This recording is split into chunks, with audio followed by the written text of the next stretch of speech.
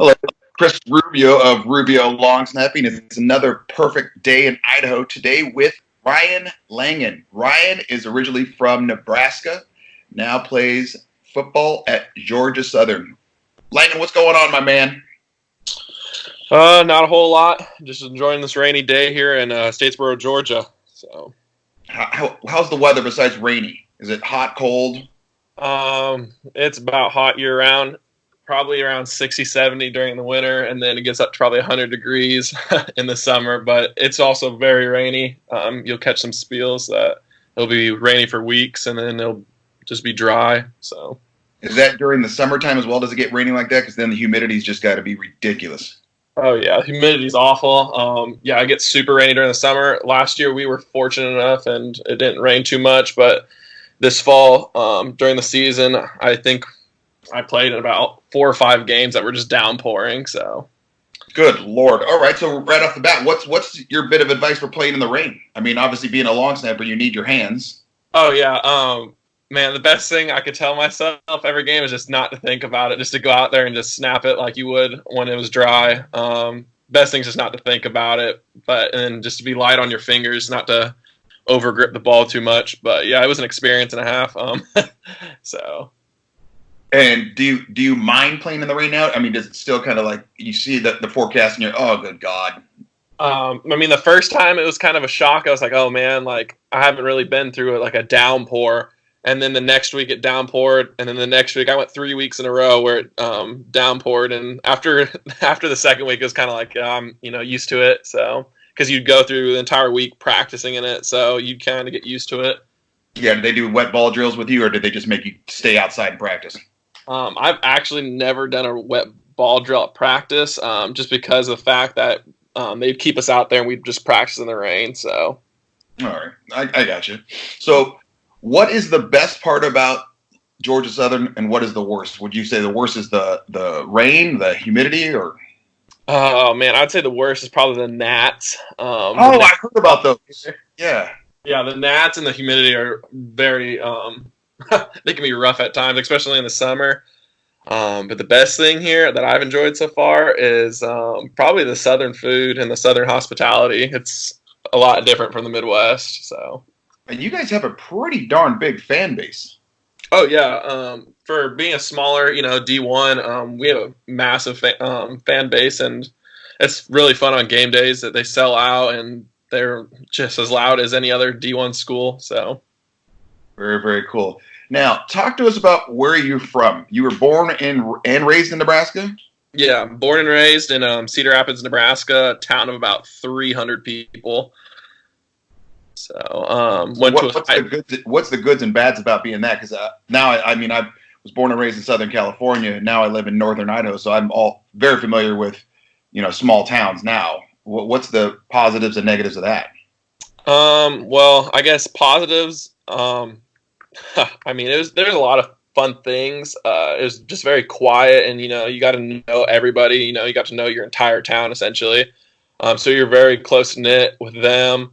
But I would say with the negatives, you went to a small school. Like I graduated with 19 kids. There might have been from kindergarten to seniors in high school. There might have been a total of 130 kids total.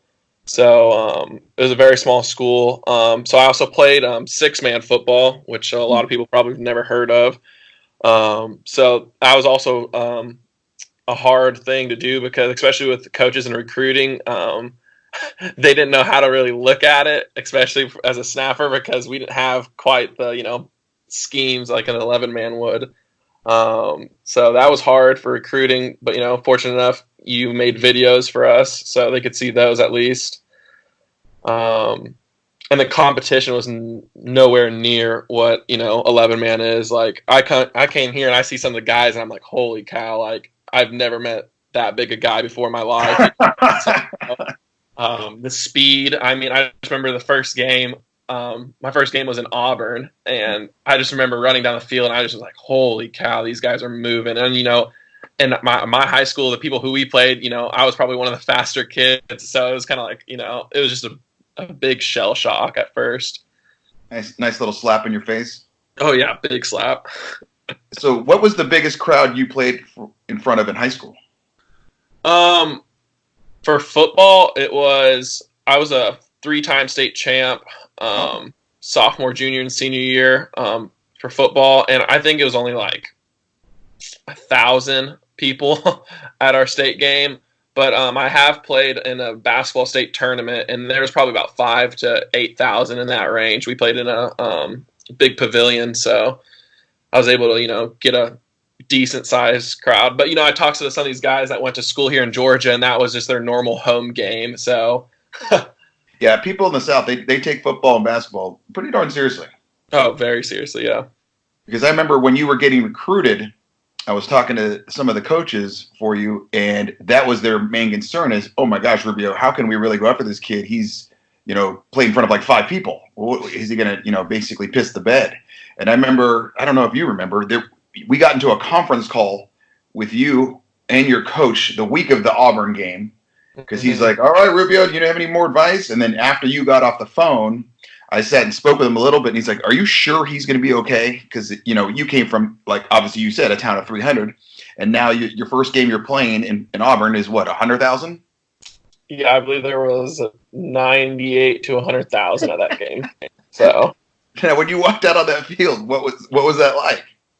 I mean, it was surreal. I mean, everyone always asks me, what's your favorite game? Because, I've played now back to back, national champs from LSU and Clemson. And they're like, how was that? And I was like, you know what? I hate to say it, but like my favorite game was probably Auburn just because is the fact it was my first 11-man game ever. And just the environment, the atmosphere. I just remember walking out. It was it was a night game, it was 7 p.m. And just how big the stadium was. You saw, on TV them playing, in the Iron Bowl and all that stuff. And you're just like, wow, that's crazy. That'd be, so cool, to be, on that team or to play against them one day. So like just from perspective, like a childhood growing up, seeing that, you're just like, man, I want to do that. So actually doing it, it just made it like 10 times better. I was just in awe, I guess, the entire game. Like I wasn't even thinking, if I'm being honest, I wasn't even thinking about snapping. I was just so in awe of being there and doing that. So And you said it was a night game. Those are almost worse because you get to wake up, you have meetings, you have meals, but then all you do is you think the entire day. Like, yeah, it's a very long day. I remember waking up and my dad called me and was giving me a little pep talk. He's so excited, and I remember just sitting there and thinking about it. And my punter at the time, he was a senior, and it was his like 34th game or like 40th game, and he was not even nervous. He was just kind of like, hey, you're gonna be good. He was like trying to talk me down. I was never like too built up until I got in the stadium and walked out for warm-ups, and then it kind of built up, and I was like, oh man, this is actually happening. And I don't know, it just kind of, I remember when coach called the punt team out, I was just like, oh, this is gonna happen. Ran out, and I do not remember the first snap. It just kind of happened. Just kind of got the ball back there and ran down the field, and fortunate enough, saw the returner waving a fair catch, so I knew the ball at least got back to the punter. But yeah, it was a crazy time. So I remember my first snap. I think everyone does remember their first game, and I remember the exact same thing. Growing up in Los Angeles, you always knew about USC, UCLA, and playing at the Rose Bowl. And I remember walking out of the tunnel the first time and going, holy Lord. And it almost felt like your legs were super heavy yet super light, mm-hmm. if that makes sense. Just the nerves take over. And just like the uproar of people, and a play happened, just those nerves from just everyone yelling. You're just out on that field. It's a whole different experience from being on the field than in the stands.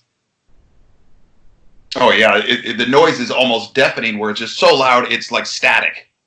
Oh yeah, it's crazy. I mean, there was like one time we were in the back of the end zone versus Auburn, and I just remember I couldn't even hear the guy, make the set call. And they're like, "Oh, I don't know if he said it," so I just kind of, snapped it, hoping he said it. So, And it worked out though. yeah, it worked out great. So what do the biggest challenges coming from 6-man to 11-man just got to be size, speed, and strength? Mm-hmm. A lot of it, yeah, and just the scheme, I guess. I'd like for punt. I mean, really, our coach didn't do much like for special teams. Like in high school, I think we might have spent maybe 5 minutes a day working on it. Like it was nothing. Like it was not a priority, and we're such a good team I think my senior year, I think I only did like 2 punt snaps.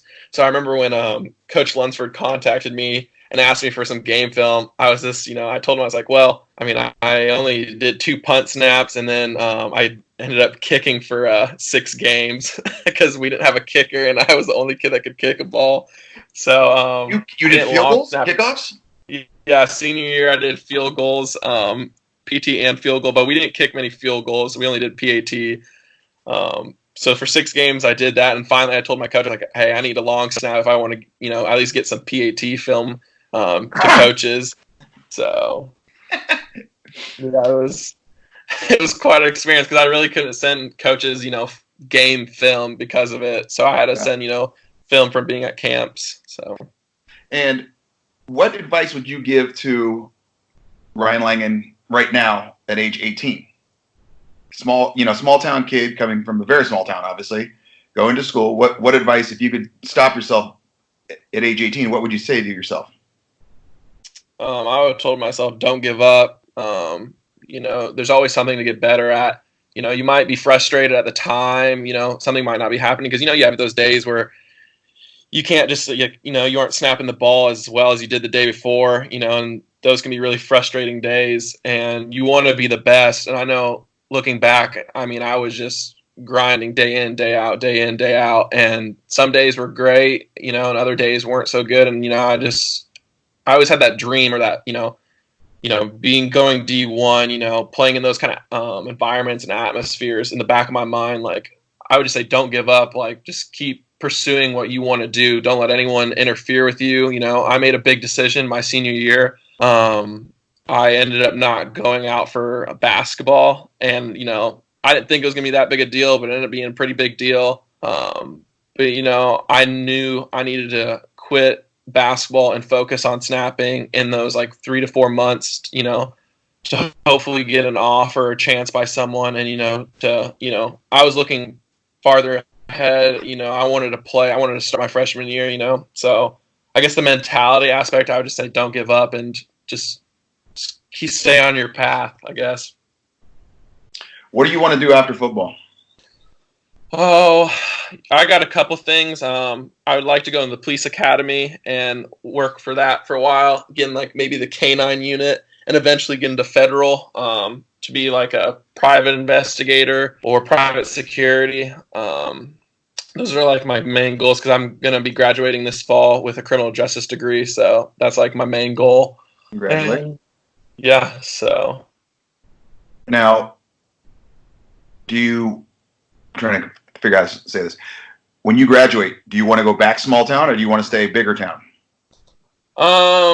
Personally, I would like to stay in a small town, but a small town that's near like a pretty big city. So, if like, say like 30, 40 minutes outside of, a big town, just because I know growing up, the nearest town we were to like get like a Subway or McDonald's was an hour away each way. Oh, Jesus. Yeah, so like to the nearest mall was an hour away. Like anything like that was an hour away. So I'd like personally to be closer to those kind of things. Not just because of that, but if I end up having a family, I want maybe send my kids to a bigger school than actually having or making them play 6-man football like me. So now, did your town have like store restaurants? Yeah, we had 2 bars, a gas station. We did have a grocery store, and that was about it. And then we had a bank and a meat locker. So What's a meat locker? Like a butcher shop? Yeah, just pretty much a butcher shop. I've actually never been in there. I knew there's a ton of my friends would take in deer or some of their cows and just get them butchered, and I think they butcher them for them. I don't think they were like actually selling meat, but I could be wrong because I never went in there. So we just normally went to the grocery store and bought our steaks from there. This is your town needs like a reality show. Oh yeah, no, it definitely does. It would. They always made the joke we need Disney needs to make a movie about us for 6-man. Yeah, no kidding. I mean, yeah, because you were the first person I've ever heard that's ever even when you remember telling me, yeah, you played 6-man football. I remember thinking to myself, what the hell's that? I didn't because I'd heard it 8-man. Mm-hmm. But I never heard of six-man, but God love you. I mean, how far did you guys have to travel to play other teams? Our closest game was 30 minutes away, and our farthest game was like 8.5 hours. Oh, good God. Yeah, because I remember my freshman year, all our games were over 4 hours, and then we made the playoffs, and that was our farthest game. We had to travel like 8.5, 9 hours to that playoff game, and then we drove back. And I just remember we were in these tight little vans, and it was just not a fun trip. Because like now when we take these, trips to like Coastal Carolina or Georgia State, they're only like a couple hours, and everyone's saying, "Oh, this is so long." And I'm sitting here like, "This is cake." What advice would you give to people? Because I'm assuming a lot of people are going to listen to this and wonder, how did this kid handle the pressure? I mean, and to me, you've always had just the demeanor where you're kind of like, okay, whatever. How did you handle the pressure of coming out of a small town, small school to such a monster game? I know you said you tried not to just think about it, but sometimes it becomes overwhelming where you have to think about it. So how did you handle the pressure? I mean, I've been brought up to a lot of things. I had a really good instructor, Gabe. As some of you may know, and for those people listening, they might know Gabe Miller. But he did wonders for me. He taught me so much. I mean, because he's experienced, all these things before I went and experienced them. So he gave me so much advice, and I remember we'd be in the gym, and there was a stereo system in this gym, and I remember just put on music, and he would just crank it to the max, and he would just get in my face and scream, and you can do those to a certain point, and get that kind of like atmosphere, but it's nothing like actually being in a stadium with 90,000 eyes on you. But I guess my biggest thing was just staying humble, not trying to get anything inside your head, and just kind of like in one ear out the other. Like I don't know. I just don't think about it, I guess. I remember all the camps, you always say, it's better to be, how do you put it? It's better to be not necessarily a dumb person or a dumb snapper, just so you're not thinking about it, and I don't want to say I'm a dumb person by any means, but, when I definitely am on the field, I'm not thinking about any of that. I'm just kind of almost an airhead in a way, but I'm still, obviously making the plays and doing what I'm supposed to do, but yeah, it's the smarter long snappers are usually the tougher ones to work with and tougher to get them to succeed because they tend to overthink everything. Yep, that's the way. Hey, Lang, I really appreciate you coming on, man. I know you have your day off, so you probably just wanted to sit and relax and just hang out, but I really appreciate it. No, well, thank you, Rubio. I appreciate everything you've done for me. So, not a problem. This is another perfect day in Idaho with Ryan Langan. Later, Ryan. Later.